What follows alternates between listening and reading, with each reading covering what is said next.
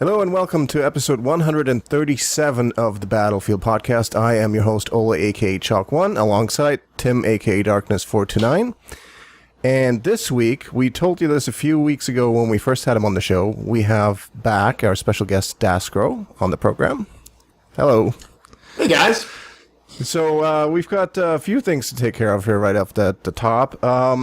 First of all, we've launched a new show. It's called BFP, or Battlefield Podcast Clip of the Week. It's just a little weekly show that basically the idea is the community can submit short clips to us, and we'll pick a few of them, put them in a show, and then we let you people vote on it afterwards. And we launched the pilot episode a few days ago, actually, and it's been going pretty well. This is what the logo of the show looks like.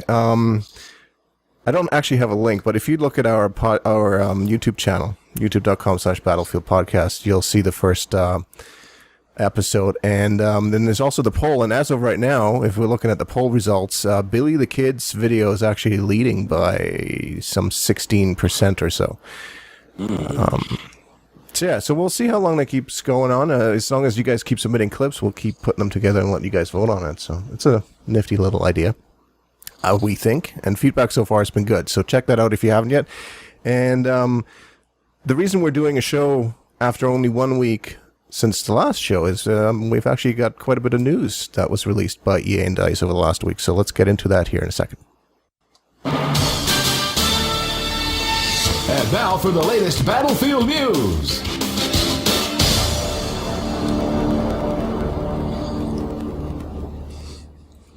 So we had talked about this a couple of weeks ago. Part of the September premium package, if you will, for premium members was an Armored Kill strategy guide from Prima Games. It's another one of those huge PDF files that is actually, comparing it to the ones that you can buy. They're not cheap, so it's actually kind of a good deal if you're a premium member and you want to grab one of those. I haven't read the whole thing, but there is a fair bit of detail in there. There's fairly generic stuff, but they also have tons and tons of pages for each of the maps, which is actually quite interesting. So if you just want to know what spawns at what location and even the respawn time of vehicles, so there's quite a bit of detail in there. Do you ever use a lot of those? Well, I don't use the guides personally, but I did read through this one, and I found that it actually was pretty comprehensive. I mean, the first few pages were pretty generic. It was like, this perk allows you to do this or do that, basic stuff. But when they went into some of the map details about the various cap points and some basic tactics of how you either attack or defend a given point and what assets are available there, that was actually pretty cool. That's the kind of stuff that we may see some YouTube commentators talk about every so often. But this was all written down. It was very well illustrated. It was really well done. I actually was pretty impressed by it. I was expecting something like we saw a few months ago with the close quarters guy, where it wasn't that great. But This was a step up. And so if you're really into the whole buying guidebooks for games, and there's a portion of the game population that certainly is, This is actually really cool. This is a really, really good deal. Yeah, and I was really surprised with the amount of pages dedicated to each map. I mean, it's kind of interesting because some of these maps are so huge, and it takes quite a while getting used to what's where. And as we all know, it makes a big difference if you know what's happening on the map. Because when you first get into these maps and you don't know what's happening, you're kind of lost running around like a chicken with your head cut off, which I think is always quite interesting. And that probably made it getting into Armored Kill. I think it took me longer to get into it than Close Quarters, surprisingly. But I think that's because Close Quarters, due to the size of the maps, it was pretty easy to pick them up real quick. Right. I think so anyway. So that guide is out there. If you are a Battlefield Premium member, you'll be able to get it through Battlelog. Just head to the Premium section there and download it. Check for peripheral software error. Okay, so I forgot what we were talking about. Aftermath. Right. The trailer. And I think you're right. I was looking forward to maybe seeing some of the new vehicles, or any kind of hint at the new game mode that we were going to get. And we had a discussion during a live stream the other day that there's not going to be any new weapons, which I think surprised some people. Oh, no machete?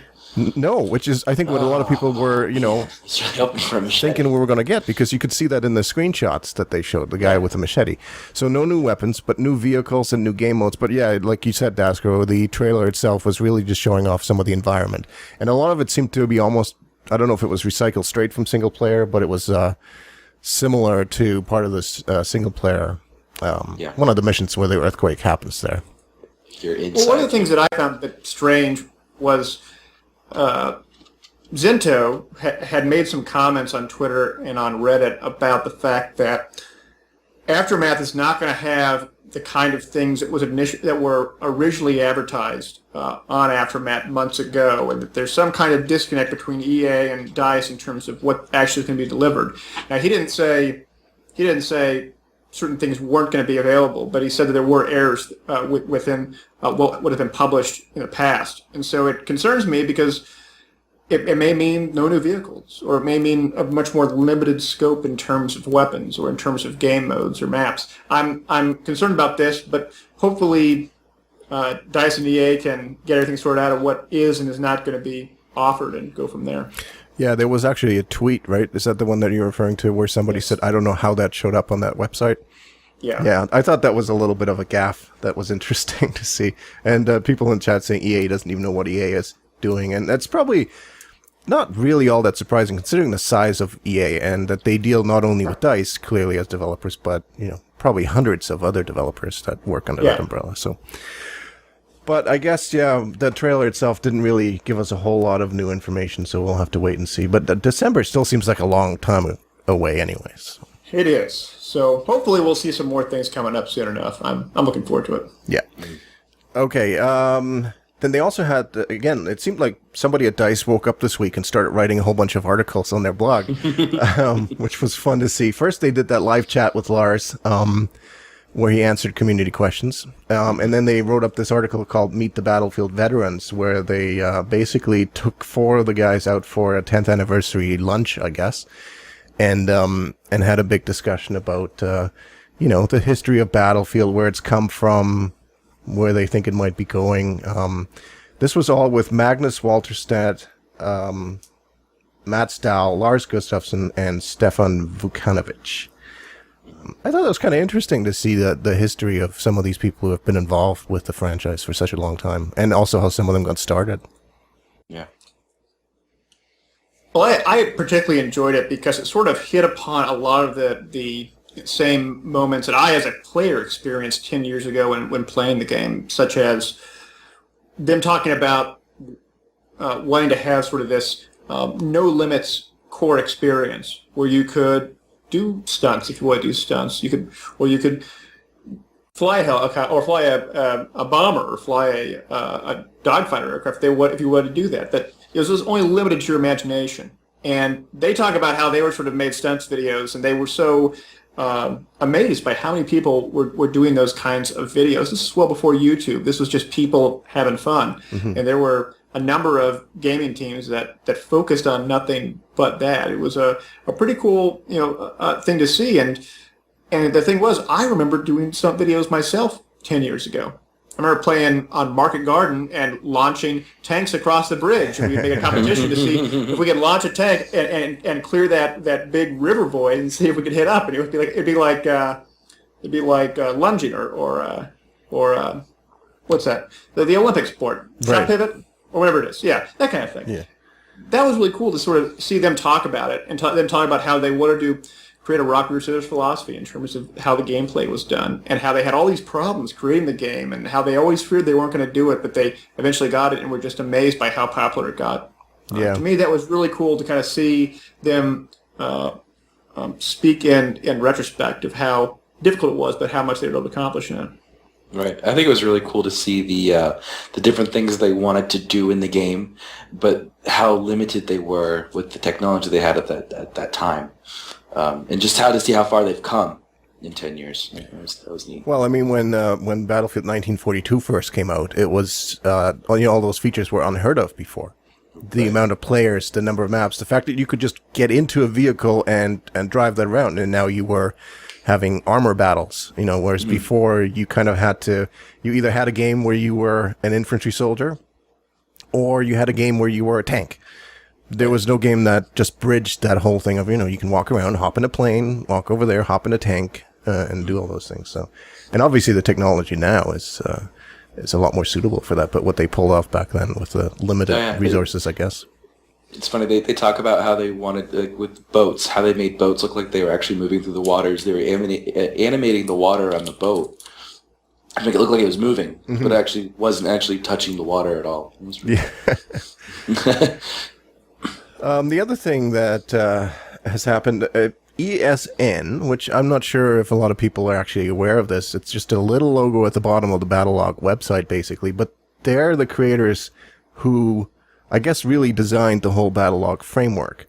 And I think they've done this for other networks in the past, I guess. If you ever visited their website, there's some more information on that. But they've now been acquired by Electronic Arts. And it sort of just makes sense because they've been working together for a while. And, I think there's some, the opinions are split over how good Battlelog is in general and some of its features or lack thereof. But so basically that was announced a couple days ago that they're now acquired by EA. So, what do you think? Is that good for Battlefield going forward? Tim, I'll let you go first. I don't know if it's good for Battlefield, but I think it's good for the EA/DICE gaming area because they can use Battlelog across the market. They're going to use it with Medal of Honor. It seems like they're going to use it with other games. So it's a powerful tool. It's when they first started talking about it, they wanted it to be a social area for gamers, for them to to show off their gaming achievements and whatnot. And it's something we haven't seen before. So it's a very interesting tool. It's buggy still, yes. It's not like how we used to have it, like in normal games. For the PC side, the console side is different. But for PC gamers, we're used to searching for servers inside game. Not using a third party and then going into game from there. So it's a little different. Right. And there have been third-party tools in the past, like Games by Arcade, for example, because there always used to be these tools that would pull it all together, which sort of Battlelog has taken over. Like when I first got into Battlefield 3 and we first got into Battlelog, I was like, oh, this is really cool. You got your friends right here. You can see what server you're on. You no longer have to read out IP addresses to get your buddies to join there or have them install some other tool. So it was kind of neat to have it all in one place and just organized. So I think it was definitely a step forward. To me, I think this acquisition represents EA doubling down on the Battlelog concept. Mm-hmm. It really what we're talking about is a cloud computing service that allows them to build a base platform for what amounts to both a single and multiplayer interface that they don't have to redesign for every subsequent game. One of the things that I find, looking back, especially, I sort of chuckle at this because when Battlefield 3 first came out and Battlelog was this big thing, there was a certain portion of the gaming population that didn't like it. Actually found it to be quite a bad thing, be it because it sort of mimics as a social media feature or otherwise. And so in this, I don't think a lot of people fully understood how terrible the user interface was in past Battlefield games. Right, I agree. And games like Battlefield 42, Battlefield Vietnam, even BF2.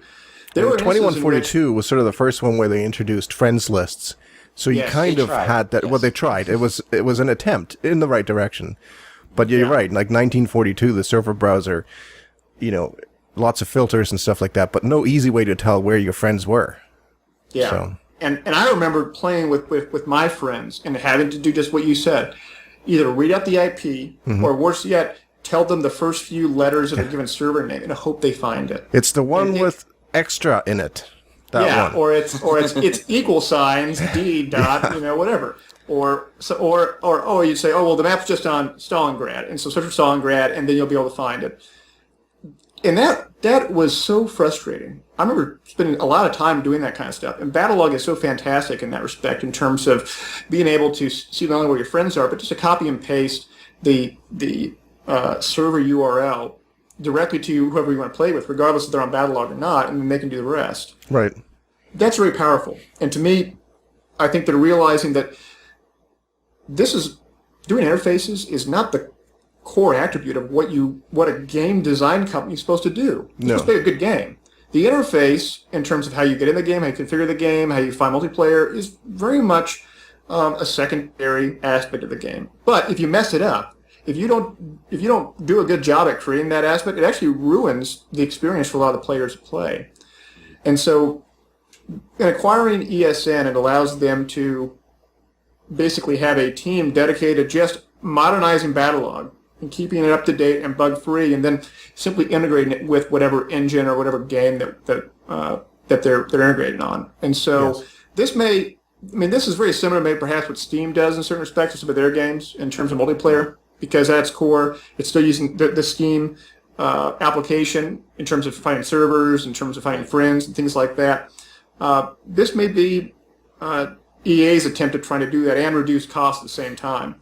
Hopefully it turns out to be good, but like both of you said, ESN and Battlelog does have problems right now, especially in things like voice over IP. It's just not that good right now. Yeah, and you have, maybe this will allow EA to focus more on, I don't know how much time ESN was able to devote to Battlelog in particular as a company before. Maybe it was only 60% or whatever. Maybe they had to support other networks as well. But now that they're part of EA, they can sort of go 100% at it and just do exactly what EA wants. I mean, there's things people have called for privacy options for a long time. The 100 friend limit seems a little odd for some people, but even worse, if you add the 101st, it spams everyone on your friends list, which is great to see that. Yeah, have you seen that before? Oh yeah. I experience that every day almost. It's terrible. So there's definitely a room for improvement, and maybe that will happen now. But it's definitely a step in the right direction. And I would only imagine that, once EA gets their feet in, they get their teeth into something, they usually end up sticking with it and just kind of, like Tim, like you said, it's going to be used for Medal of Honor. I'm sure it's going to be used in Battlefield 4. And again, it takes the onus off the gameplay developers to try to build a server browser when they could focus on map design or game mode design, new vehicles, all of that stuff. So more time spent on that's always good. Exactly. There is also going to be a couple of challenges or competitions, if you will, this month and next month, I guess. Currently going on is the Wake Island Dog Tag Challenge.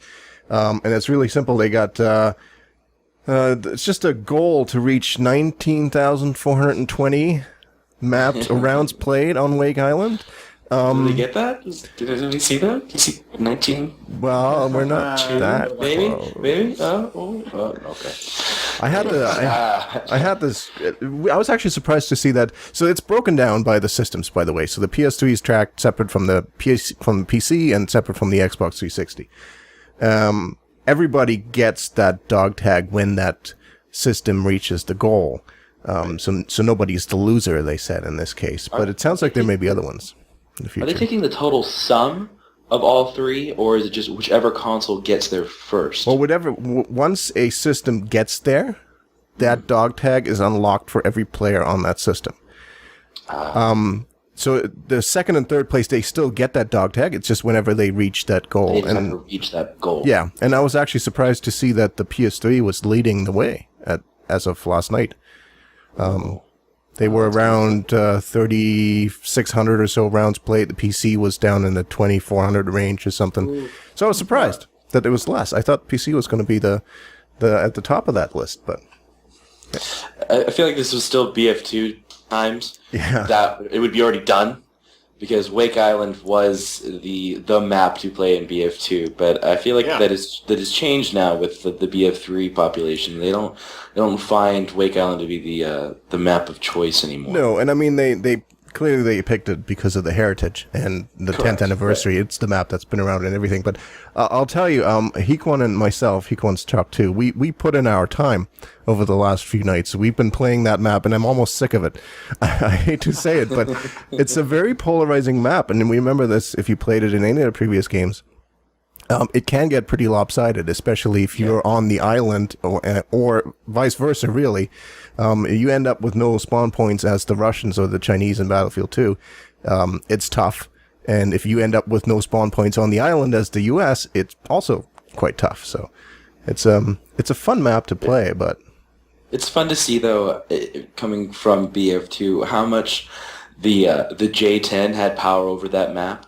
Yeah. The jets no longer have that power, that superiority over the infantry like they did in BF2. Oh, now you tell me.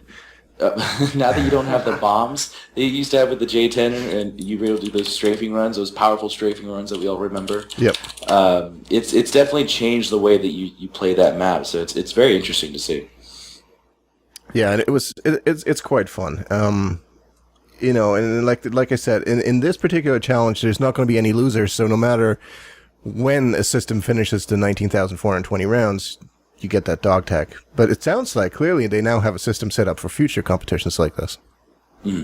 So, yeah, it should be. And the thing about Wake Island, I find kind of funny is that we've seen Wake Island now in 3 different Battlefield games. It's always 3 different countries that occupy it, with Japan, China, and now Russia. I think that's kind of funny to think about, to say the least. But it is kind of interesting to think about also about the dynamics of the jets, because going back to BF-24A2, you had the U.S. side that had the Corsairs, and you had the Japanese side that had the Zeros, and they each had their own bombers and what have you. And it was a very brutal map, because if you were on the Japanese side, you lost a few of your points. It was very hard to take them back, especially since you didn't have be able to spawn on your squad mates or anything around those lines. Yeah, and in Battlefield 2, those previous games, tickets used to bleed a lot faster than I think they do in BF3 now. So, oh yeah. Plus, there used to be that. I remember times where in Battlefield 2, the Chinese side lost all their spawn points, and there's one guy left somewhere, and everyone's dead and can't spawn because you could only spawn on spawn points or I think the squad leader.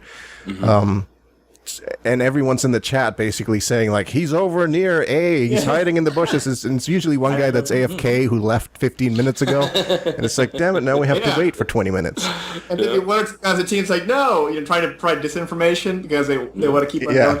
It's goofy as can be, but you're totally right. I remember in BF-42 when you could actually drive a destroyer and carrier around. That'd be something really cool. I think that a lot more people would be interested in playing Wake Island BF3 if you could drive that carrier around. Or if you had a destroyer that you could do that. And that's one of the things that I really wish we saw in Battlefield 3 is the use of naval assets. But take in mind, there's only a few maps that even have a coast, let alone a lot of area to maneuver from. So, but I mean, they've already spent a lot of time on building the models. I was saying this to some of the folks watching on the live stream last night. I was flying around Wake Island, and I'm not a very good jet pilot, so a lot of times I get towed, and I tend to fly 15 miles out to sea to get away from it. And you see all those destroyers or battleships, whatever, sitting there. They look pretty good. I mean, obviously they're out of bounds, so you can't do anything with them, but it would be cool to have them be involved more in the battle, that's for sure.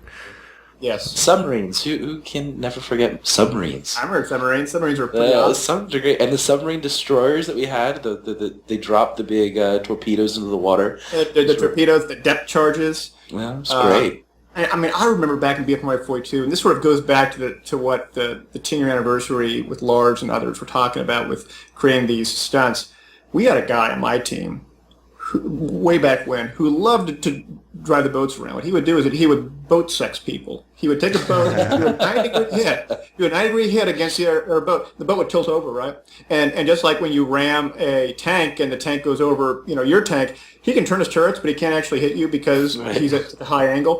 And so he would just hit these people and just blast them constantly. And there's nothing you could do about it. There's no way you could have gotten out of it because the boat's so slow. But if you get that momentum, you could ram these things. And it didn't work as much with the aircraft carrier, but you could do it. But you could do it against a destroyer and battleship really easily. And it was really fun to see because you always see these flustered players who are the victims getting pushed aside, and then wow, yeah, they would get mad. It was good times. Yeah, it certainly did provide some good perspective on the history of the map. Just playing it, it's been fun. And then when they Guadalcanal, the U.S. forces rammed their the Japanese. And it would be interesting to see some of those coming back in the future. I don't know. I can't imagine it being an aftermath, but we never know what Endgame's all about. It might just be a giant naval thing. I don't know. So now this competition is open to everybody. This other competition they call a premium event, so I guess it's only for premium members. And this might already be over, actually. It's for 72 hours starting on the 27th or something like that. It started Friday around 4 a.m. Yeah. So if you get in right now, you can still... I think it has 4 hours. Yeah. And it's a compete in armored kill event, and you basically play on some designated servers with a password and play Tank Superiority. And I guess if you're among the top 5, you win a limited edition signed and numbered lithograph featuring artwork. So, nice. Yeah, I have been competing in this. Did you? This very tournament I probably put maybe 6 hours into it, maybe 7. Mm-hmm. And it's kind of disappointing.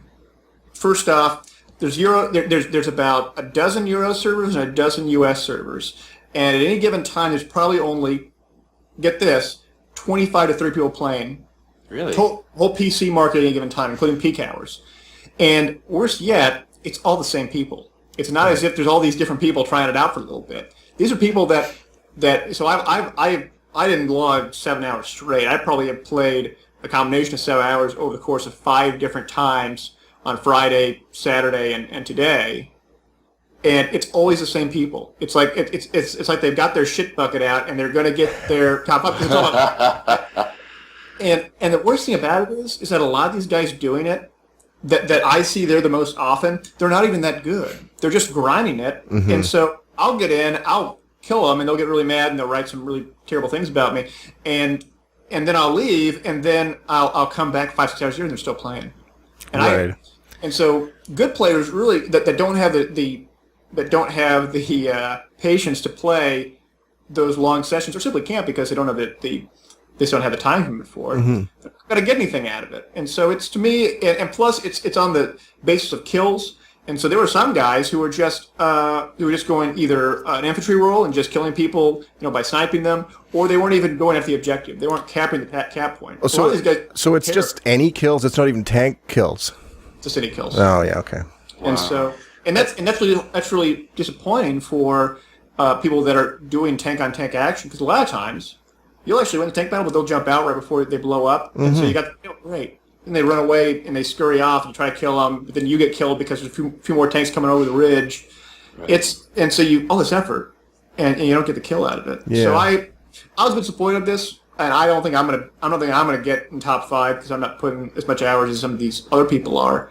But I mean, it was a decent attempt by DICE, but I think they could do better. Well, they seem to have a history of any other competitions or things that they want you to achieve, whether it be assignments. They tend to focus them on things that aren't being used as much. You could tell that with some of the weapon camo assignments that are focusing on weapons that you're like, I never used this thing. It's like, well, guess what? That's why they have the assignment for that particular weapon. And we haven't talked to you about Tank Superiority yet, but we talked about it a couple episodes ago, and I'm really disappointed by it. I'm actually going to try to play some of your 1v1 armor footage in the background. People in the chat, if this screws up the audio again, let me know. But actually, this isn't the one. It's the one. There we go. But what are your thoughts on Tank Superiority as a game mode? Well, as a tanker, I love it. I think it's a lot of fun because it really goes back to maps like El Alamein, like Aberdeen, even Battle Axe without the jets, and or in this case, fighter aircraft. And so I really enjoy it. I love going real fast and shooting dudes and pivoting back and forth and getting through all that intense tank-on-tank combat. But it's not that popular. There's only a handful of public servers, not even talking about the competition, but public servers that are running Tank Superiority that have populations in it. Because the fact of the matter is that if you're not good at tanks, you're not going to have a fun time. Because it only takes 2 or 3 people on the other team that are proficient at tanking, especially at long distances, that can really ruin the experience. Because tanking is a lot like sniping. If it was a snipers-only server, and you can only run recon class weapons, and you couldn't run the SKS, you couldn't run the 417 or the MK11 Mod 0, and it was just bolt actions. Right. Maybe a lot of people wouldn't play that at all because they're not that good at sniping. Yes, and it's so really frustrating because you're either good at it or you die a lot. So you're either the one guy that's really good dominating it, or you're the one person that doesn't want to play it anymore and leaves. And to me, I'm pretty good at tanking, and so I love being able to hit enemy tanks that are moving in one direction. I'm moving in another direction. I'm hitting them 200-300 meters out, and they get frustrated. And I love the challenge of hitting at those distances. But if you can't engage those distances, or you can't even engage the small distance, like 50 meters or less, you're not going to win anything. And it gets really frustrating. You see people that will try to do something like they'll stay in the back and they'll go zoom optics and they'll try to take pot shots, but they're not hitting anything. And then I'll hit them without zoom optics, or just run at them and then eventually kill them. And they get frustrated and they say never again. I don't want to play this ever again. It's not that fun. And so it's it would almost be like if they made a game mode similar to what we saw with a Battle of Britain or a Coral Sea with Battlefront 1942, where it was nothing but jets. So for those that don't know those maps from Battlefront 1942, they were free for everyone expansion. It wasn't an expansion pack, but it was like a free DLC where people could download these maps. And on Coral Sea, it was 2 aircraft carriers on 2 separate sides of this ocean map, and there was probably 12, 15 different aircraft per side, and they just keep on respawning. And so you just wait in line, so 2 at a time, and so it's almost like being in traffic. And you'd get these really, really epic fighter aircraft battles. With these fighter aircraft, the bombers are all circling around, and it's like something out of a movie. Yeah. But if you're not good at being a dogfighter, it was a really terrible experience, because there were some guys that were really, really good and would just dominate you. And so to me, that's sort of, for the tank guys who love tanking, it's a great mode, and I think they all love it. For those that don't, or not that good, or don't want to learn, or don't want to try to be more proficient in tanking, it's very, very unforgiving. Yeah, and I also don't see it mixed into the rotation on servers. Like, when Close Quarters came out, Conquest Domination was sort of the norm, and some servers had Gunmaster mixed in, every 4th round or something like that, which I enjoyed, because you get regular gameplay and then you get some Gunmaster, because too much of Gunmaster, in my opinion, is not much fun either. But I have not been on an Armored Kill server yet that had Tank Superiority mode mixed in. It's either that, like a fully dedicated server with 12 people in it, or you don't see it. So I've played very little for it, unless I've actually been looking for it, and there just wasn't a whole lot to it. It was Alborz Mountain. It was a large map with basically one flag in the middle, and just not a whole lot happening.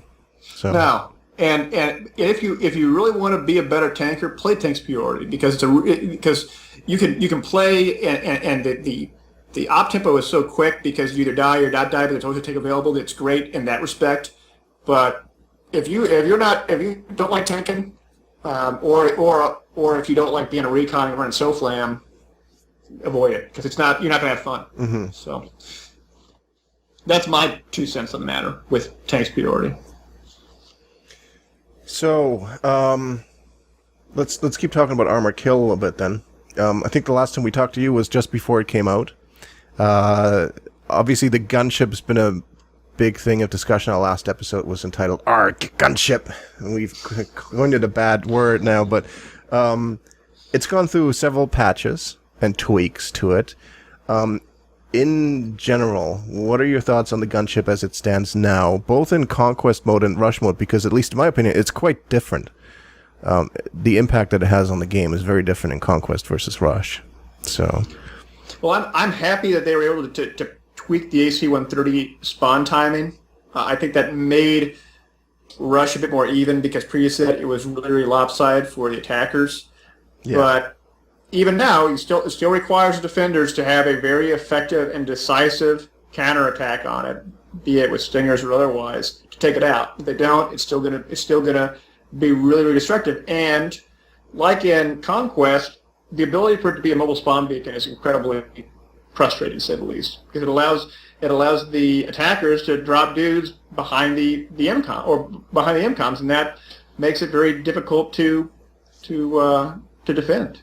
So it's still pretty powerful. I'm not saying it's overpowered, but it's very, very powerful. And so players have to be able to counter it and be deliberate about that. On the Conquest side, it's not as much, only because you have these fixed AA guns and the mobile AA guns that can really take it out super easy. And in that respect, it actually almost sort of makes some problems, because once that AC-130 gets closer to an enemy spawn cap, when they destroy that AC-130, when it eventually respawns, it's right over that spawn cap. And so if there's an enemy team that is monitoring that timing, or simply have guys who are dedicated to the AA stuff, they can keep it there for 5-10 minutes because they kill it within a few seconds of it being respawned. And so there are some problems with that as well. Maybe if they just had it respawn back where it would start in the first place, that'd be a way to solve that issue. But in its current state, it's difficult. Yeah, and that's, I think, actually one of the things that they're going to do to address that is move one of the AA, like the base AA locations on Bandar Desert. I think it's the Russian side's one, right? Yeah, Gustav Holling tweeted that he in the next update that they're going to move the Russian what is the whatever the static AA is actually called. They're going to move that so they don't have that problem where it's flying over after E, it comes back around and hugs the coast. It's just wide open for shots. Yeah, and that's been part of the issue. I mean, first of all, the gunship's obviously on a set course, so it's pretty easy. There's a couple of what appear to be dead spots, I guess, if you're on the gunship defending it, and a lot of people in jets have figured out exactly how to approach it. And very frustrating. And yeah, exactly, because you're in the gunship, and a lot of times, first of all, it's new, everyone's in it. If there's a spot open, it will split second later, someone's in it, and so when you do get in and you've got a good jet pilot, he'll take you out a lot of times quickly. So when you just play that on Conquest, like when I started, that was my experience a lot. I'd get in it, I'd get 3 shots off, I'd get killed by a jet that I couldn't even see. So I'd be like, well, this thing isn't overpowered, it sucks. Yeah, it's a bullet. And then you play as a defender on Rush, and you're like, oh my god, who put that stupid thing in the sky? It's ridiculous.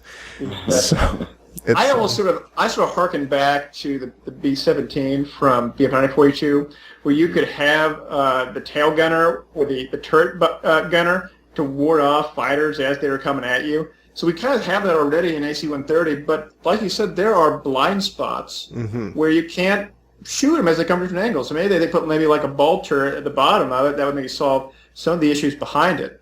I like the sort of anti-air ball turret concept on it, even though that from an authenticity perspective, AC-130s don't have that. But they got to have some kind of mechanic to keep jets at bay, and so why not? It's a very fun thing to play in.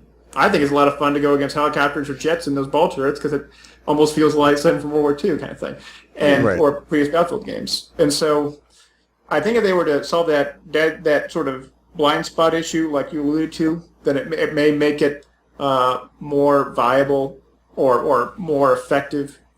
Well, not even that, or even just keep it alive longer within Conquest games. What do you guys think of the tactic now of throwing C4 on an aircraft and then flying it over the AC-130 or flying it into it? There's some great videos on YouTube C4. If you haven't seen that yet. I mean, it's pretty funny. Yeah, it's nothing new. They did that back in Battlelog 42. They put the TNT sticks on a BF-109, and you could run it into the B-17s. And it required a little more. The problem with C4 in this game is that you throw it sticks to whatever it goes to.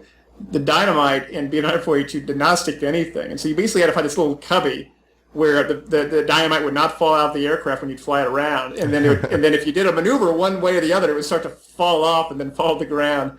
But nonetheless, though, it was doable, and those were some of the funniest moments because you could put the dynamite on it, and some of them would fall off, and so you'd see 3 explosions in the B-17 as the guy does the turn stick. And you have one errant explosion on the ground next to the church or something. You're like, oh, one fell off. That's good stuff. Yeah, and I guess to DICE's credit, in some way they managed to somehow balance the gunship by making it not too powerful, but not too useless. It just, it's hard to balance that thing. We talked about this before, that was obviously going to be probably one of the biggest concerns people were having towards the gunship before knowing what it's like, is that it's either going to be really, really powerful or so useless because you can't move it and whatnot. It's hard to find a happy medium. I don't know what I would change it. How I would change it now. I find some other things frustrating on it, but then again, it does take a skilled jet pilot to find that blind spot, I guess. I don't know where it is, but it's for me, a lot of times I'm on one side and I'm like, this is really difficult to do, and then I'm on the other side, I'm like, this is really difficult to do. And somehow it's like, well, how come I should be able to take that thing down real easily? They do it to me. Why can't I do it to them? And it's like, oh, I don't know. So I guess that's balance in a way. Yeah. We already talked a little bit about Battlelog earlier. Maybe actually, before we do that, the other vehicles in Armored Kill, we went through these again in the last episode, but what are your thoughts on the tank destroyers, I guess, the mobile artillery? The quads are sort of a cute, gimmicky little vehicle. They're actually quite fun to drive, but I think they got, in my opinion, I think we came to the conclusion that they did a pretty good job with the tank destroyers in general. The mobile artillery is neat. Yeah, you could say it's neat. That's a very neutral word. Yes. Talking about the rocket artillery first, I think that the amount of damage it does and the amount of reload time and the volleys is very good on PC. If you know what you're doing, you can actually do a lot of damage at given points, and some of the unlocks are pretty good. I think that they really got it wrong though on console, because when you're using the rocket artillery, if you take your mini-map and you expand it, you can actually see little blips on your mini-map when those rockets hit a given area. And for console guys, they really can't do that well. And so they really can't fully appreciate where their shots are hitting. And as such, it takes them a whole lot longer to calibrate it and zero it into whatever target they're trying to engage. Whereas PC, it's a lot easier. That being said, though, there are some perks that I am just flabbergasted that are just not that good. Like the attackings, for instance, which is this one, it's basically a guided missile shot on the HIMARS or the what's it, DM-23? No, the Russian rocket artillery. And you do it, and it takes a long time because you basically have to be within line of sight, which means that they're probably going to shoot you, or it has to be laser locked with SOFLAM or CITV, and you have to be right in the right position and be able to launch it and when that laser lock goes on, you spend all this effort, all this time to get all the stars aligned, all the moons aligned, whatever it may be, and you shoot this thing. And it hits it, and it sucks. It has the same damage characteristics as any other guided missile does. It's really, really disappointing. Because in real life, the ATACMS is a 2,000-pound plus warhead. It's enough to level a city block, not do half the damage to a little tank, or whatever. To me, that kind of is pretty shitty. It would have. I mean, they have a TOW on it, and the TOW does the same damage anything else does. Mm-hmm. I think it would have been cooler if they would have had a TV guided missile kind of thing on it instead. That would have been cool. That would have been really cool. And where it launches in the air, and perhaps it's almost like a glide bomb, where it launches in the air, then once it gets up into the air, you can then glide it down, whatever it may be. Right. That kind of game mechanic would be a lot of fun, but we don't see that, unfortunately. Yeah. And it has things like the proximity defense, and that's kind of neat. It's going to be a niche role. It really is, unfortunately. It is a big issue because the mobile artillery, the armor is so it's a very light armored vehicle. Mm-hmm. So when you end up in a situation when you're up against a tank destroyer or just a normal main battle tank, you're gone. There's no good way to get away from them. And you don't see them very much on the battlefield. They're usually taken and they get destroyed fairly quickly. And my experience. Which, by the way, somebody in the chat said that they can see those ripples on the consoles, but they have to go to the pause menu. So that kind of defeats the purpose. Hold on, let me shoot these, pause the game, look over here, and go back in. That's frustrating. That doesn't quite work, right? I mean, they need to fix that or provide some other way of doing it. Maybe even like, for instance, a 3D spotting, a temporary 3D spotting thing, which has just like a little ripple where it shows where it hit. Or I don't know. I mean, they can figure out the mechanics of that, but you need to provide the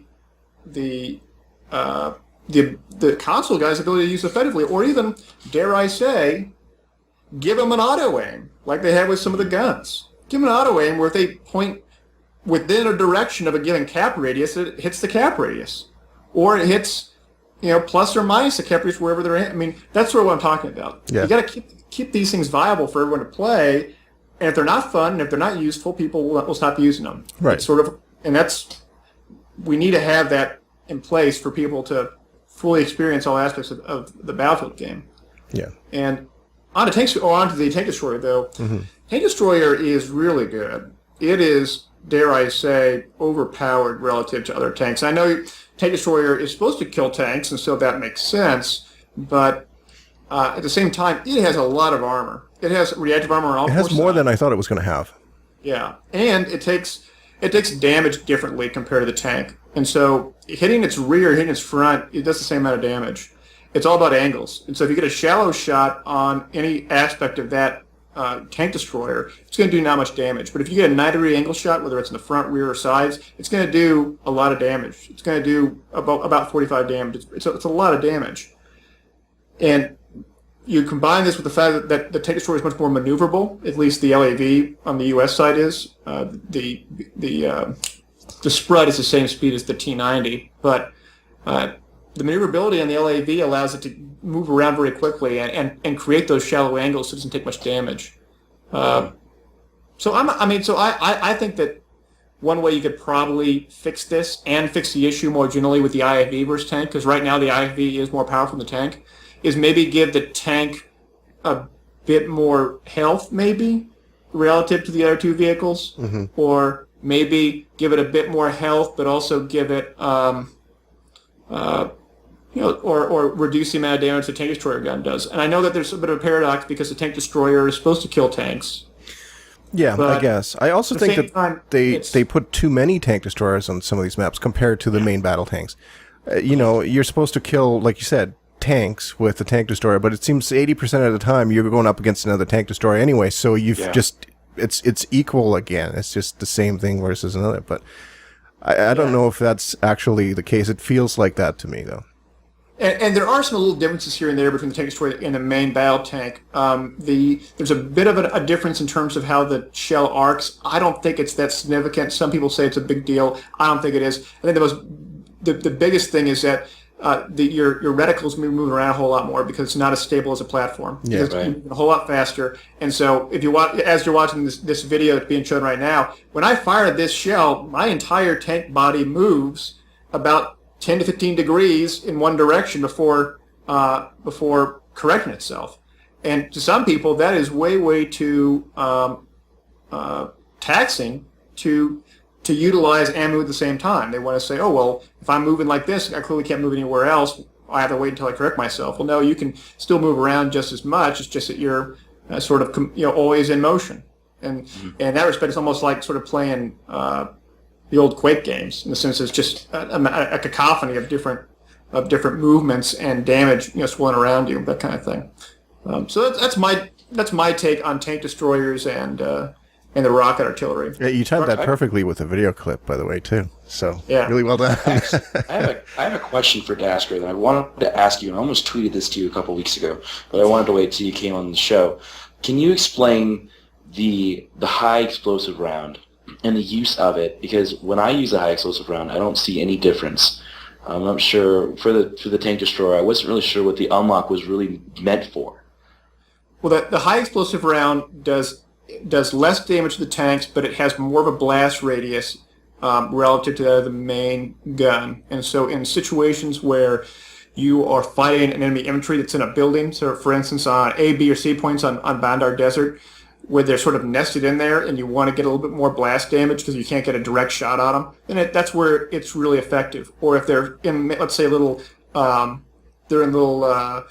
bombed out location where you can barely see them peek out and you just want to send a shell there to get some damage that is splash damage, then that's where it works out. Personally, I'm not a big fan of it because I'm of the opinion that if you can see them, or if you know exactly, approximately where they are, you might as well just stay with the main gun tank, because you're going to have opportunity costs when you go for the main gun tank versus the HE shell. Mm-hmm. And if you want to utilize the HE gun, that means that if you want to engage a tank, you're going to have to switch from one to the other. Now, with all that being said, you could also go for another perk that may be more advantageous. So you could go for a canister shot. If you're going to be that good of an aim with your main gun, might as well go canister, because you at least get the instant kill, and it has a much quicker reaction time. It's more like a railgun or a sniper rifle than anything else. But again, every time you go canister is a delay in terms of switching to the main gun, as we see with the new patch system. So in that respect, I'm not necessarily saying that HE cannon has no use, period. It certainly has its uses in niche applications. But like everything in terms of attachment and perk setup, it's going to be based on how you play, what your objectives are, and what your teammates are doing, and how you can best assist them in completing that objective. Did that have a big impact on you as a sort of professional tanker, if you will? The patch to change the reload time when you're switching? Because it's one of the things that I used to always do for me in a tank. It was guided shell and regular shell, and you could switch back and forth and get 2 shells off very quickly. Now, obviously, with the delays, caused that to be slightly less effective than before. Has that been a big deal in your strategy? It has. It really has, because I would run guided and main gun, or run guided, or run main gun and canister. Canister was an incredibly effective weapon because it was a gun that operated independently of the main gun. And so you could fire the canister and you could automatically switch to your main gun within fractions of a second and get a shot off. And nowadays, it's one or the other. It's almost as someone's manually loading in that tank shell. And then if you want to switch to the other one, they have to manually load in that canister shot, because it's only one bore. There's no 2 bores unlike in pre-patch. That changes significantly what perks are ideal and not ideal. And so in this respect, I'm still running guided, and even though the guided does require you to reload, in my view, if you have a teammate with you, or you have a team more generally that is laser guiding things, then it's well worth it, even if they're running infrared or running IR smoke, because if you can land that shot, does it 70 damage? It's a big deal. And the same applies with Tank Destroyer and guided or tow for that matter. If you can get the shot, it's a lot of damage. However, for the tank, if I'm not going to run gun, I'm going to run HMG because it's independent of the main gun. And the HMG, if used correctly, which is to say not to hold it and let it go in all far, but to tap it, almost like you're tapping out your primary gun when you're shooting, as an assault or an engineer, what have you. Tap out that HMG, and you're going to have long distance accuracy similar to that maybe of a sniper rifle. Is it better now? I know they tweaked it recently. It's if you tap it out and you just do 1-2 shots at a time at the very most. So maybe click, click, click, almost like you're in semi-automatic fire with one of your assault rifles. You can get a lot of accuracy out there, and it does enough damage. I don't remember the damage offhand, but I want to say it's 30 to 35%. That may be enough, because that may be enough for you to shoot your main gun shell, get some splash damage, get them down to 50%, and then tap them out and get 1 or 2 shots and kill them. Not as effective as it was with canister and pre-patch, but when things change in terms of the dynamics of how the guns operate, you sometimes have to adapt and do something different. So that's sort of how it's impacted me. I still use canister in some niche applications, but the HMG is a little bit more useful now than what it used to be. And there's nothing wrong with that. It's just how the game goes. Yeah. Yeah, you always have to adapt. They change something, you just gotta you roll with the punches. That's right. Now, we talked earlier a little bit about the Aftermath video, which didn't have a whole lot of detail, but we know now that there's going to be 4 new maps. I think there's going to be new vehicles and new game modes, no new weapons, but maybe we should speculate a little bit about what those game modes could be going forward, because there's already a lot of game modes in Battlefield 3, for one. And I don't, we talked a little bit about Tank Superiority. It's not played a whole lot, but so I guess the question is, what kind of game modes could they come up with? And I know you had a couple of suggestions, and this one that you called a CS or COD style search and destroy with no respawn, are you referring to the original Counter-Strike game mode where when you were dead until the end of the round? Yeah. That's what I'm talking about. That would be interesting. It may be interesting. It may be incredibly frustrating for a lot of people, because they'll be used to playing where they get a respawn, and then they got to wait 5 minutes. You have the limit in terms of number of player size. Yeah, you don't want to be on a 64-player server and be the first one dead. Forever. or maybe it's as simple as there's no squad system, and so you got to spawn back at the very back, and you got to run all the way back. And so maybe it's that kind of change in incentive systems.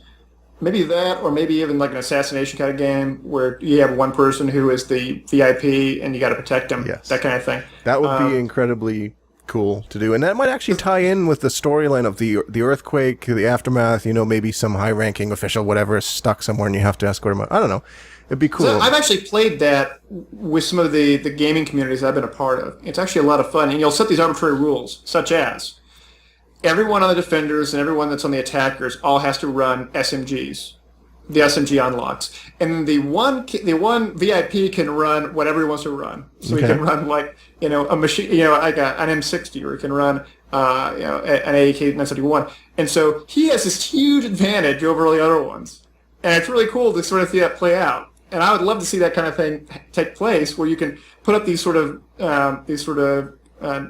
niche game modes, these kind of unique game modes, almost like what Gunmaster has. Yeah, that would be really cool to have, because I think a lot of people would really enjoy that. Or it's not even, they all do SMGs, and that's what it is regardless. But there's a randomization, so pistols only, or M60, or heavy machine guns or belt feds only, or sniper rifles only. Well, the assassination type game mode, that I played that first in Team Fortress. Yeah, exactly. I forgot what it was called, what the game was called, but it was incredibly fun to play. It was very cool. Yeah. And again, it required quite a bit of team play, which is something that Battlefield usually strives for in most of its game modes, is that you couldn't do very well if you didn't, support the one guy that was the key to the round, right? I believe if he died, the round was over. You lost. Yeah. So it was a very interesting game mode.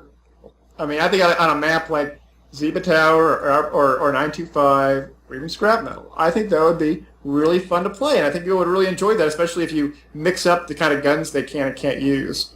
Or, even something absurd like rocket launchers only. That would be awesome, I think, because it would be really goofy, and it'd just be these barrages. It almost be like in 19th century combat, where it's just volleys of rockets going, back. I don't know. That'd be really cool. That's how I would love to see something like that in the future for Battlefield. Yeah, and I guess we'll find this stuff out over the next couple months, as it usually goes. What about the vehicles? What do you think? What kind of vehicles they might have? Do you think they're going to be more along the civilian side that we speculate, like say a pickup truck with a machine gun mounted to the back, kind of thing? Definitely, definitely. Almost like a Black Hawk Down style. Well, almost sort of like the Toyota Wars. Well, we had some of those in the single player already. We saw those, right? Mm-hmm. Yeah. I feel like this is definitely going to be almost a clone, if you will, of the single player, what we saw in single player. Yeah, I think that having like some Toyota, pickup trucks with some, technicals where they have the machine guns, or maybe even like a Cornet or a tow on it, that would be really cool. That would be awesome. That'd be really ridiculous, but it'd be awesome, I think. Or what if they want to continue with the whole theme about the excavator? They had the little what was that thing called? The loader and Batakarkin, right? I want to drive the forklift, skid by the loaders. way. Skid loader, awesome. Yeah, skid loader or forklift. But what if in Aftermath they had a bunch of excavators, like big Caterpillar excavators, because they're there because they got to clean up the earthquake. They got to move all this stuff, and you drive on this big excavator that's bigger than a tank, right, or as big as a tank, and it has no armaments, but it has the ability to like flip tanks. Or flip other vehicles. Or squish them with its big... yeah, there's got to be a dog tag for that, killing people with a shovel. The big shovel. That would be awesome. It's the grave digger unlock. Yeah. This may be going too much into real life stuff, but years ago there was a guy in some of the Midwest states, where this guy, when it was, who had taken a Caterpillar earth mover and had armed it up and went on a rampage. And it was just him driving through houses and stuff. And it was a really big deal because the cops couldn't do anything because it was all armored up, and so they'd shoot at it and what do. And they eventually just ran out of fuel, and then that was the end of it.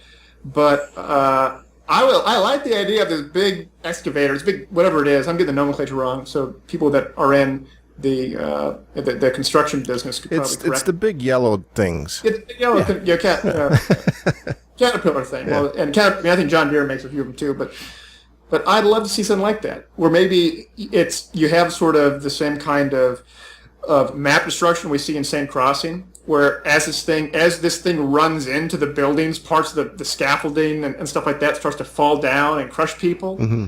That would be really cool, and it would be a whole lot more effective as a weapon compared to the skid loader. Because the skid loader in reality is sort of a gimmick. It really is. I mean, yeah, you can put 2 or 3 people on it, and you can do goofy stuff with it. Yeah, well, they put it in just because it was kind of funny, but you're not really effective. I mean, it's slow, it bounces all over the place. You can barely even run people over because all they got to do is step to the side a little. It's not like you're coming at them very fast. I see that at the cockpit or whatever it's called, little room that you're in, this thing could be so high like, if you're on the ground, you can barely get the angle to shoot the guy, and so you have to get on the second or third floor to shoot him. To me, that's a really cool. I'd love to see something like that. That'd be a lot of fun. Yeah, it would be cool. It'd be interesting to see what they come up with. Did you want to talk a little bit more about Battlelog? In general, you mentioned purebattlefield.com in one of the things, which is interesting because I had talked to or emailed, I guess, with the guy who started that movement on Reddit. This is probably a couple months ago. And what they do is they run, at least at the time, I haven't actually looked into this, at the time they ran one server on the PC with stock settings. So all default spawn times, default ticket rates, default everything, to keep, obviously, as the name says, to keep things pure and the way that DICE intended, because I guess they got tired of people creating these 1,000-ticket Metro servers. I think there's problems on the consoles, more particularly where admins come up with some really strange rules and then really enforce them as well, which is interesting because I remember in Battlefield 2, DICE was always very strict about the rules you could implement. Like, you could not have pistol-only ranked servers. It was against the rules because that was against, Stat pad. Right, it was used for stat padding and things, right? And that was a big controversy back then. I remember where there were people that were saying, it's my server, I can do what I want. And then DICE said, no, if you want to do ranked, it's going to be by our rule set. And it was a really big deal when in BF3, DICE basically said, we don't give a shit what you do on your server. You can do ranked or unranked. Doesn't matter to us. And so there were all these servers that are now come up, and I think DICE had those rules in BF2 because they didn't want people to game the system. And I think maybe what they found out with maybe BFBC2, or they just came into BF3 saying people are going to game the system regardless. And so we're just going to set the most basic aspects of what it means to be a ranked server and then just go from there. And so it really does sort of diminish the value or the effort in terms of ranking up because it's very easy to game it otherwise. Right. And that was sort of a big problem, and like you said, in Battlefield 2, stat padding more so than hacking, because a lot of the things that they've tweaked now in BF3, you could do. You could really easily, with friendly fire on, damage a buddy of yours down to 20%, then heal them. I mean, you could always tell, look, there's two guys off in the corner of the map. Oh, yeah. What do you think they're doing? They're either resupplying each other or healing each other, That's exactly right. And even BFBC2 is the same thing. And that's just sort of how it is. I mean, I remember playing BF3, and during the first few days, some of the guys that I knew that were tanking a lot had found or playing engineer a lot, had found a glitch where you could flip over the tank, and when you flipped it over, and one of your friends was inside of it, and as it flipped over, he would eventually take damage, right? It would bleed out because it's flipped over. Right. And then you could have a guy repair it, and he'd get repair points for it. And he'd be able to get points faster than if you were killing people on 1,000 tickets, 64-man per each Metro server. You'd get more points just from repairing it because you'd get 20, 30 points every 2 or 3 seconds. And it was just... It was huge. And so you'd be able to... And it was consistent, so it wasn't as if you had a good round or a bad round. And so even BF3, those ways of gaming the system were there. Well, I think you'll never get away from that as long as there are awards, whether they're ribbons or things related to the rank. Someone's always going to be trying to game the system. Whether it's to what extent depends on the person.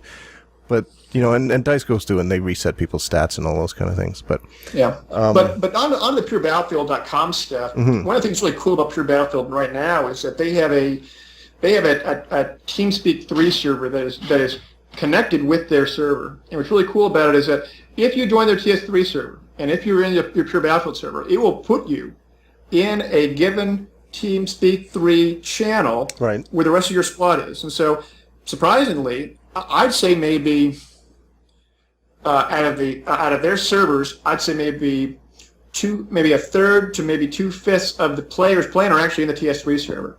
And so you join the TS3 server up, and you're playing and having the VoIP capability with your squad and just your squad. And it's really, really cool because you get to actually play with these guys who all want to PTFO, who all want to play. Mm-hmm. And it's sort of very reminiscent of the whole BF2 days. Yeah, where you just were in a voice channel with your squad automatically. Yeah. That just happened. And Battlelog doesn't have that right now. Yeah. Its capability is very limited. You can create a party, but the options are very limited, and it really isn't that much fun to use. And there's it doesn't always work so well either. I remember when we first started, I was like, oh, this is great. We don't have to use TeamSpeak. We can just create a party on Battlelog, get everyone in. But inevitably, something didn't show up for somebody. Somebody couldn't find the settings. Somebody couldn't get it to work at all. And it'd be a lot of people just stopped doing it. So we ended up renting a TeamSpeak server because it's more reliable. It's easier to, believe it or not, it's easier to use the third-party tool than to just have the built-in Battlelog chat. Which is really quite unfortunate. And TeamSpeak 3 has this Battlefield 3 plugin, like I described. Mumble now has it too. Another guy has created the Mumble variant. And to me, I think more generally, there's sort of a disconnect, because I remember years back buying Battlefield 2. It came with a headset. The Battlefield 2 game came with a headset. I still have the headset even to this day. And because they wanted you to play the objective together. They wanted you guys to get into a server together, get in the same VoIP, because Battlefield 2 had the in-game VoIP, and you play together. And I think there was a change in perception about in-game comms over the last 5 years, shifting away from this team-based objective where we're all playing with our same teammates and trying to accomplish a common goal, to sort of what we see in Halo or Call of Duty or Gears of War, where I'm talking with my adversaries and it's just nothing but shit talking, and that is a different mentality going into it. If you're not used to playing with teammates, because it's just a constant array of epithets and insults. Yeah. That's a whole different incentive system in place in terms of wanting or not wanting to do a VoIP setup. And I hope that in the future Battlelog is able to fix this, or fix their VoIP. What hell? Partner with TeamSpeak 3 or Mumble or Ventrilo and outsource it that way. Mm-hmm. Well, those are the experts. I'm actually quite impressed with the way that the TeamSpeak and the Mumble plugins were created to do that automatic syncing, where you just connect and it knows clearly, based on your IP or your connection or whatever, where you are in the server, what team you're on, what squad you're in, and it just does it for you. I remember, I think one of the coolest parts about Battlefield 2, and I don't know if we want to get into a discussion about the commander mode and its lack in Battlefield 3, but its absence rather. The cool thing was you had this hierarchy, right? You had squad members that could talk to each other, only within each squad, and then the squad leader could talk to the commander. So you actually had that communication where the commander said, Squad A, I want you to go over there and do that. And then that squad leader's responsibility basically was to issue commands to his squad members and pass that communication on and sort of have that whole thing work like that, which was actually pretty cool, and I think really promoted team play. No, I agree, and there's a good portion of the gaming population of Battlefield who sort of reminisce on that as being a good thing. Now, there's also quite a few people who found commander mode to be very unappealing because it was based on the ranks, and so whoever the highest rank could be the commander. And as such, and supply crates being dropped on tanks, and obviously there were flaws in the system for sure. But I think that at its core it was a really good thing. And in some of these 32 versus 32 matches that I play in, like the one we see right now, we have a commander who's doing everything that commander did in BF2, except he doesn't have the ability to drop down assets or rain artillery strikes. But he's doing that same kind of commander mode kind of stuff in terms of communicating with people. Mm-hmm. To me, that establishes a sense of order and a sense of fun and a sense of working together and creating these synergies so we can accomplish our goals. That is something that was really cool about Battlefield 2, and we don't see it nearly as much in Battlefield 3. There's a lot of people who are sort of disconnected from what the team's goals are, and they view it more as a sandbox where they're entitled to do whatever they want to do, regardless of whether it's helpful. Yeah, I want to fly this jet over here and jump out so I can capture this. Yeah. So I can steal their helicopter or whatever. Yeah. And that's sort of a very hard thing to judge in terms of whether it's right or wrong, because DICE has been trying to do this sort of immersive open sandbox concept for a long time, but at the same time, I think they do need to continue to instill this obligation, if you will, to play with your teammates, because it is a lot more fun. Mm-hmm. I had a few guys who had played who had never played any competitive games before, and have joined on these 32 versus 32 community matches, and they were blown away about how much fun it was. I'm listening to their teammates and listening to orders and listening to where things were going and telling people where enemies were, and then seeing people react, seeing people react to all these new pieces of information coming in and actually winning in ways that you rarely see in pubs. And that's actually interesting when you talk about having community matches or those recorded gameplay footage on YouTube, and there's a lot of it. And I'm not always a huge fan of watching half an hour of somebody playing, but when it's a structured game where you do have all that communication back and forth, you can hear everybody, you can hear the orders being issued, if you will, and everyone playing alongside each other towards a common goal, it's much more entertaining to watch. And so you can just imagine how cool it would be to actually be part of that team playing it. And I think one of the things going forward, I mean, Battlelog does, I think, provide DICE a lot of options as far as settings. So maybe some of these things could be made optional, so that you can have in-game communication with your squad mates, but maybe on a server-side setting that can be enabled or disabled so that, I don't know, it's hard to please a community of thousands and thousands of players. So the more things you can make optional or specific to a server setting, I think the better it is, and the more likely you're going to find what you're looking for in particular. Because sometimes maybe you don't want to play to people and talk to people. You're just pissed off and you want to blow shit up. And the last thing you want is somebody in your squad going, hey, I need you to cover that over there. And you're like, no, I'm going to blow shit up now with the C4. So put off the C4 on the Jeep, and I want to drive that's right. I want. Yeah, get out. I'm blowing it up. Blasting the horn the whole way down. Check for peripheral software error. We were talking. You were saying? I think the Battlefield Commander would be cool to see in future Battlefield games, and I hope that as they're able to dedicate more resources to the Battlefield core game itself, and not so much on the interface, like with Battlelog and things like that, then maybe they'll be able to add more of these things. Because in the end, what makes Battlelog and the ESN acquisition so good is it means that they can dedicate, they can the resources that they have available, they can dedicate more of it into making the game better, and not so much on this extra stuff that has to be done. Yeah. And if it's not done right, it looks like shit. But by having this, they can actually pool the amount of investment dollars they have across multiple games. Mm-hmm. And so any improvements they make in the Battlefield franchise that relates to Battlelog can then be transcended over to Medal of Honor. That's right. Medal of Honor won't have some of those growing pains we had with Battlefield 3 in the beginning, because Battlelog is more of a mature product by the time that comes out. Right. And I'm sure that, again, for Battlefield 4, I don't think we're going to see any major changes to the core Battlefield 3 game anymore. We're going to have those DLCs, and, I think BF4 is going to be an evolutionary version of Battlefield 3 that's going to have maybe some of those features built in that we didn't see in Battlefield 3. And, again, that will come, part of it will be from Battlelog, part of it will be coming from the acquisition of ESN, and obviously community feedback. They usually always do that. It's just that, they released this game, they're releasing add-ons of new content, but they're not going to go in now and change the innermost dynamics of how things work.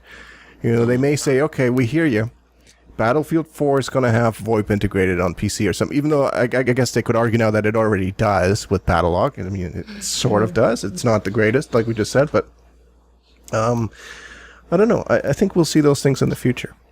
I think so, too. And even one of the things that I'm a bit disappointed over is, for instance, the matches feature in Battlelog. I mean, it's sort of a neat idea. Yeah. It's similar to ProCon or WarCon in terms of server-side configuration, but it doesn't have the laddering system or a ranking system or the other kinds of incentive mechanisms that you see in other games, like League of Legends or StarCraft or Heroes of New Earth, where there is an incentive for players to play because they get unlocks, they get higher ranks, they get things around those lines. They don't have it. But what's nice about Battlelog and the acquisition of ESN is that when they do eventually create that, it'll be there for all their games. Mm-hmm. And to me, that's a very positive thing. So perhaps we don't see it now, but maybe we'll see it in Medal of Honor. And if they can get it in Medal of Honor, it'll be there for Battlefield 4.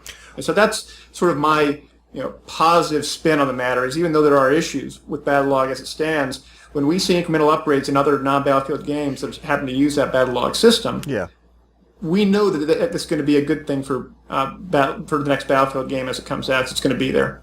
Yeah, and I think one of those things is that people often overlook, like, for example, all these stats integration that Battlelog provides. That's all things that, thinking back to Battlefield 2, you had to go to a third-party site, bf2stats.com or whatever, bf2s.com. The site's still around, actually, but that's all integrated now, and I think part of that is actually DICE hiring some of the folks who worked on that in the past and now doing it for BF3, but it's all right there. You want to see your kill-death ratio, what weapons you do best with. It's all there, and again, the community still goes above and beyond that with bf3stats.com. There's community-created assignments, all kinds of things that there's obviously still room for Battlelog to grow, but so much of it is there now that wasn't there before.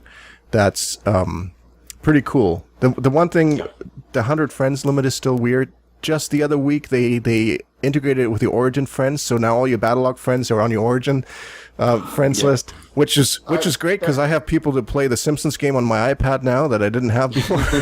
But it was a little jarring. There was no question. Do you want to do that? All of a sudden, boom! Look, 100 extra people. It was hard push. I wasn't happy about it because I had 150 friends on Battlelog, and I have to routinely cull my list. Yeah. And then when they not only said, we're going to integrate it on both, but you're going to have to take, a third of your friends and say goodbye, that was painful. That was really hard. And in this day, I have a lot of trouble culling the list now. It really is really painful. I really wish they would change it to a higher limit. Yeah, maybe 500 or something. Facebook, I know Facebook is maybe not a great example, but Facebook does have a friends limit, I think, but it's 500 or 5,000 or something even. But it would be different. And I did get to 100 now, and if there is somebody that I want to add, I guess I'll have to unfriend people who are on different systems, maybe, or something. Like I don't have it on the PS3, so I can't play with you anyway. Mm-hmm. But it does seem like it's one of those artificial limits that it's like, why? Is there really a reason like 120 friends going to break your servers now? Yeah, right. I don't know. I don't know how many people are in that position though either that have that many friends on there. So perhaps maybe it's just it's a problem that they don't view as something that's significant. So I think you very well may be right in that respect as well. Yeah, there's probably, a very small amount of people who have that issue. Just like on Facebook, there's very few people who have encountered the 5,000 friend limit. It's like, okay, you're a celebrity and you have other problems anyways than your friends limit on Facebook, right? But again, I think that we'll see lots of cool things coming out of Battlelog over the next few years. Yes. And I think one of the things that we'll talk about that I'd like to have you back on the show for to talk about a little bit more was another topic of just discussing the business models between AAA titles, free to play, pay to play, DLC. I know, Tim, you and I were playing Guild Wars 2. They have a slightly different business model where you pay and then you play for free. Macro transactions. Yeah, there's a lot of that. And I know Battlefield as a series has gone through several attempts, if you will, Battlefield Heroes, BF Play for Free, which is a different model yet again. So I think we'll maybe save that for another episode, because I think that's probably like an hour-long discussion to be had right there.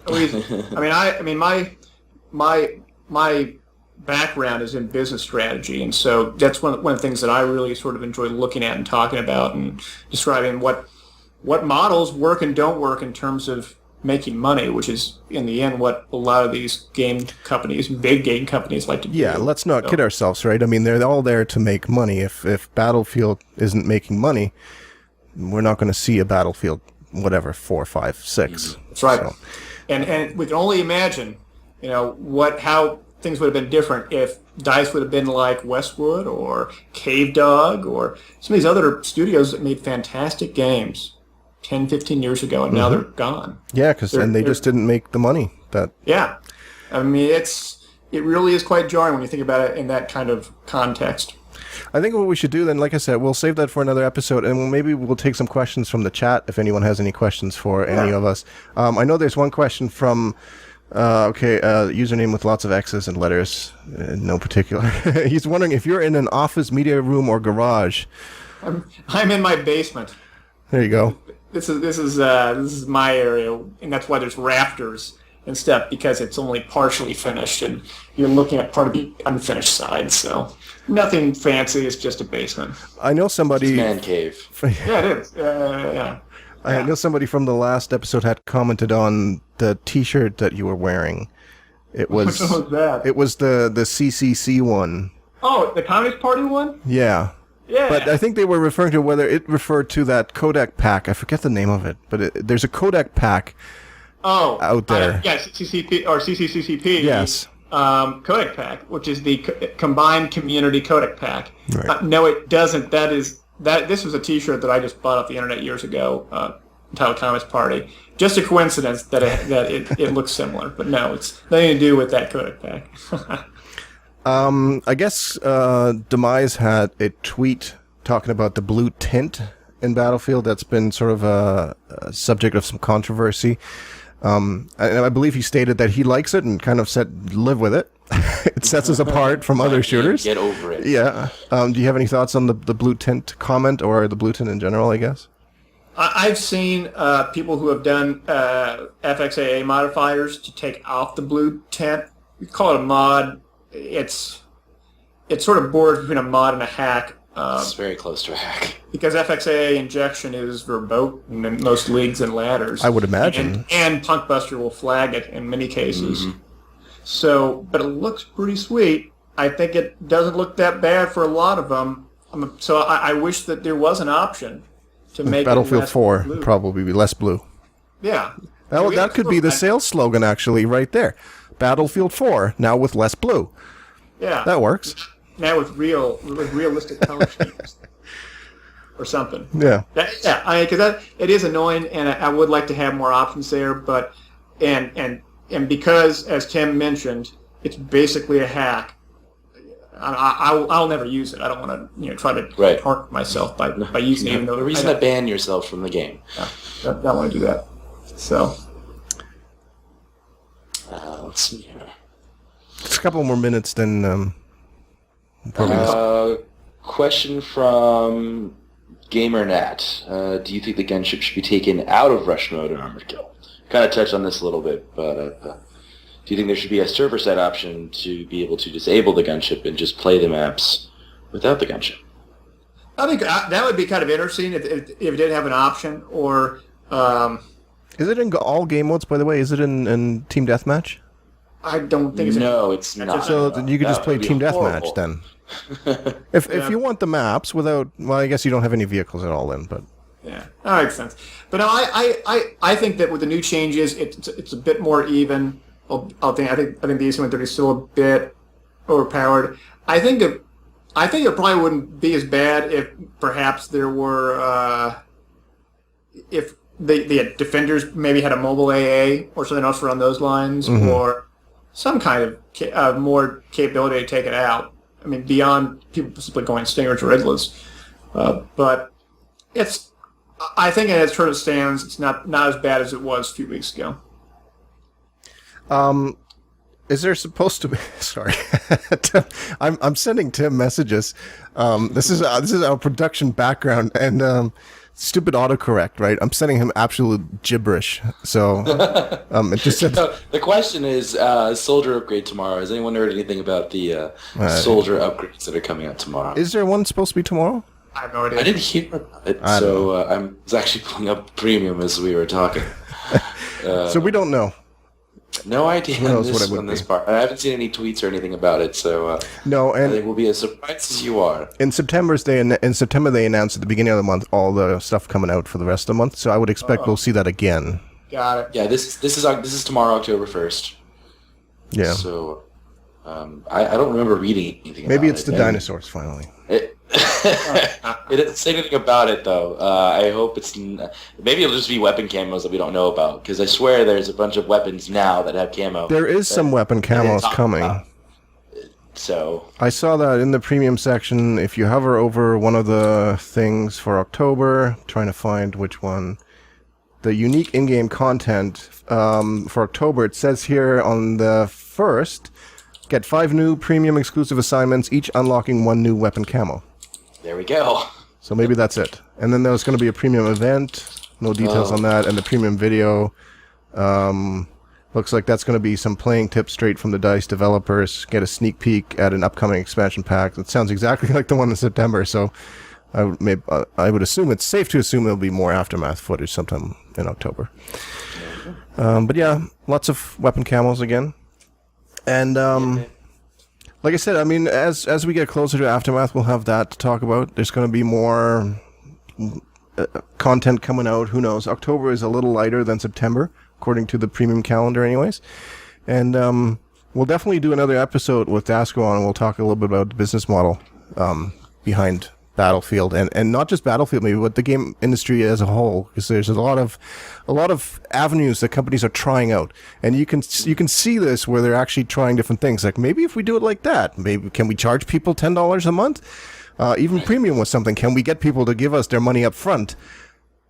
And you know, that's a lot of factors to consider, and a lot of the discussion that I see isn't as detailed as I'd like it to see. So hopefully we can have some good conversation about it. So anything else we're going to cover today, or are we good? I think we're good for that. I just want to remind people you can find Daskro on the internet. I would assume that if you Google Daskro, they'll pretty much find you. I know you're on youtube.com/Daskro, @Daskro on Twitter. You can follow us on Twitter @BF Podcast. You can subscribe to us on youtube.com/Battlefield Podcast. We just crossed 300 subscribers. We're like, yay! And Tim is @Darkness429. It's all in the lower thirds. And of course, follow the Battlefield Twitch channel as well, where you're watching us, if you're watching us live right now, because a lot of times we'll just do like an impromptu live stream or something. Like last night, it was 10 o'clock at night. I was playing with Chalk 2, and we're just like, you know what, screw it. This is a lot of fun. Let's just live stream and just for fun. So you should do all that. And don't forget to check out BFP Clip of the Week on our YouTube channel and vote in the poll and submit your own video clips if you got any fun short ones to submit. I'll be submitting some. There you everyone go. else does as well. Thanks again for coming on, Daskro, and we'll talk to everybody in a couple of weeks or so, and we'll see you on the battlefield. Yeah, see you guys later. Thanks, Bye, everyone. guys.